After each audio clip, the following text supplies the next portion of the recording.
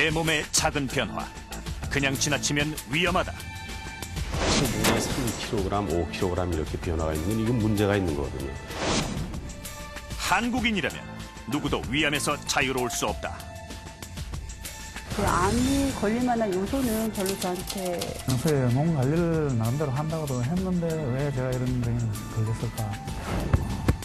소화불량, 속쓰림 등 누구나 겪고 있는 위증상이 있다면 초기에 진단하라. 암 때문에 오는 증상이라면 초기에 3개월, 6개월 기간은 대단히 중요한 기간입니다.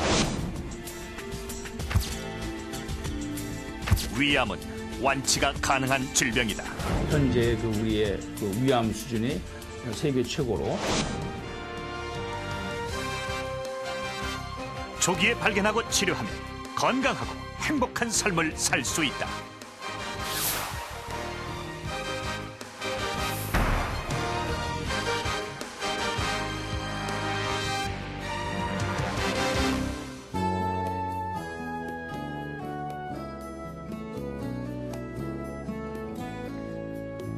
암은 국내 사망 원인 중에서 1위를 차지하고 있고 매년 12만 명이나 되는 새로운 암 환자가 생겨나고 있습니다. 그래서 2007년 생로병사의 비밀은 암과의 전쟁을 선포하고 지난 1월에 암정복 희망 메시지 5편을 방송했습니다.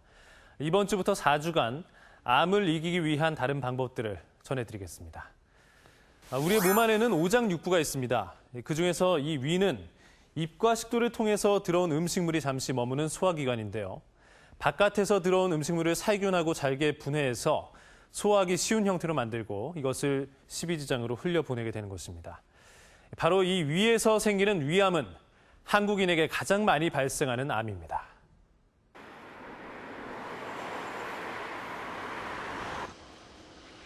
분주한 손길로 짐을 싸고 있는 박은영 씨.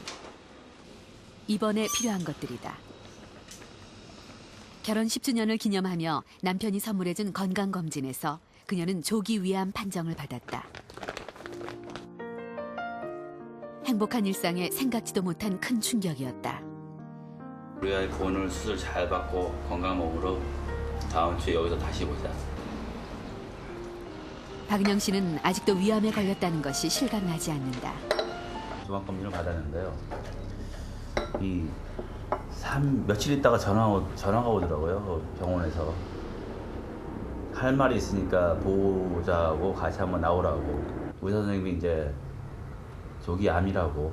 가족력도 없었고 식습관도 암에 걸릴 만한 식습관이 하나도 없어요. 그러니까 고기를 그다지 좋아하는 것도 아니고 매운 거 짠 거는 원래 어려서부터도 안 먹었고 지금도 별로 좋아하지도 않고 매운 거는 전혀 먹지 못하고요. 수술실에 들어가서 그 조직을 의사 선생님이 보여줄 때까지 글쎄요, 못 믿겠어요. 자신이 위암이라는 걸 못 믿겠다는 말씀이에요? 예.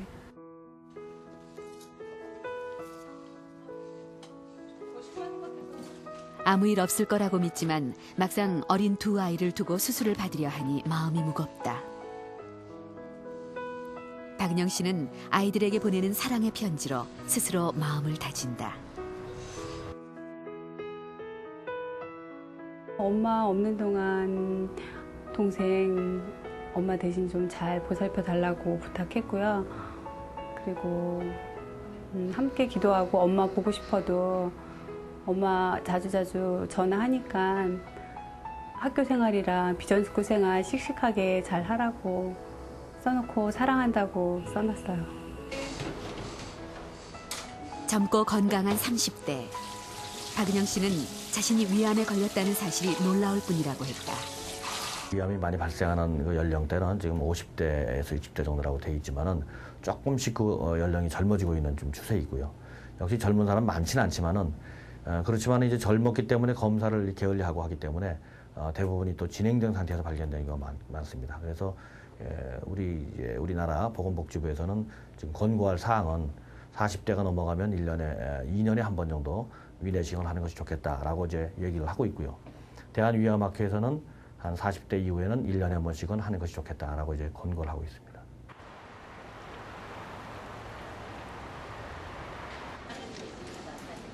47세 이재곤 씨 역시 위암 수술을 앞두고 있다. 수술만 좋은 결과가 있다 공복 상태에서 속쓰림이 잦아 동네 병원을 찾은 그는 큰 병원에서 검사를 받는 게 좋겠다는 얘기를 들었다. 뭐 잘못한 거 없으니까 수술 잘 되겠지. 뭐. 들리기도 하고 또 제가 이제 직장에서 스트레스를 많이 받다가 보니까 술을 좀 자주 마시는 편이었습니다.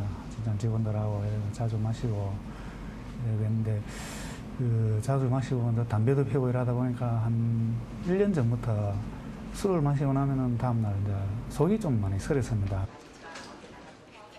평소 외식이 잦았고 육류를 좋아하는 편이었으나 건강에 이상은 없었다. 저는 가벼운 위궤양 정도로 생각을 해요. 그 동네 병원에 갔는데 이런 진단을 보니까 정말로 뭐 눈앞이 캄캄하고 좀 그렇습니다. 이분은 위의 소만부의 그 위 각부라고 그러는데요. 위에 한 중간 부위. 내시경을 통해 본 이재곤 씨의 위는 중간 부분에 조직이 부어 있고 옆으로 퍼진 궤양 모양이 돌출돼 있다. 옆으로 이렇게 파고드는 형태, 내시경 소견으로 봐도 이 조직이 좀 이렇게 부어 있고 일단 이것은 진행성 위암이시다. 조기암은 아니다. CT로 암의 전이 상태를 확인했다.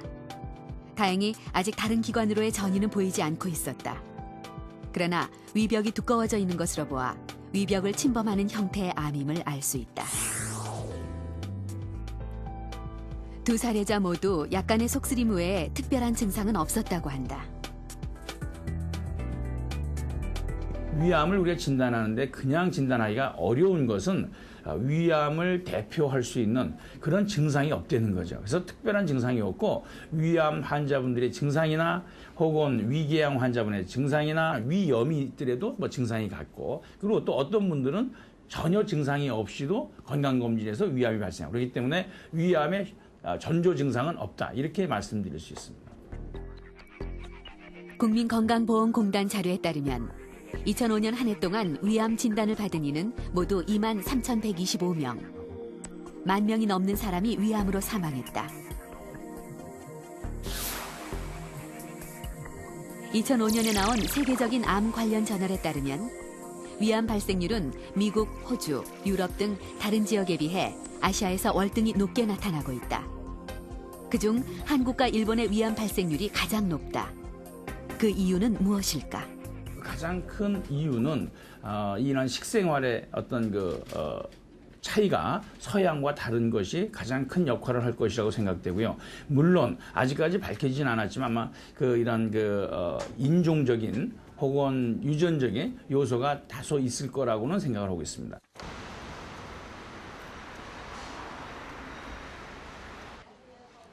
위암이 가장 위험한 경우는 아무 증상 없이 진행되어 손쓸 수 없는 말기에 발견되는 것이다. 양석봉 씨는 지난 1월 말기인 위암 4기 진단을 받았다. 급격한 체중 감소로 병원을 찾았지만 그 외에는 아무런 증상이 없었다고 한다. 이분 같은 경우는 굉장히 많은 체중 감소가 있었습니다. 그러니까 우리가 예를 들어서 뭐 무리해서 일을 하거나 그러면 1, 2kg 정도가 왔다 갔다 할 수는 있지만 체중이 3kg, 5kg 이렇게 변화가 있는 건 이건 문제가 있는 거거든요. 우리가 그럴 때는 반드시 병원 찾아서 체크를 한번 해봐야 되는 거죠. 그러니까 그때 가가지고 그때 할 때 아예 병원 가서 내시경이나 해봤으면 괜찮았을 건데 그냥 괜찮겠니 생각했죠. 했는데 그 이후로 9월달부터 12월 사이에 한 12kg가 더 빠졌어요. 그때 또 병원 가냐 그때는 거의 늦은 상태였죠. 단 한 개의 암세포로 시작되는 위암은 위 가장 안쪽인 점막층에서 발생한다. 그리고 서서히 근육층과 장막층까지 침투하게 된다. 위벽을 뚫은 암세포는 림프관이나 혈관을 통해 퍼지게 되고 간, 폐 등 다른 장기로 전이가 된다.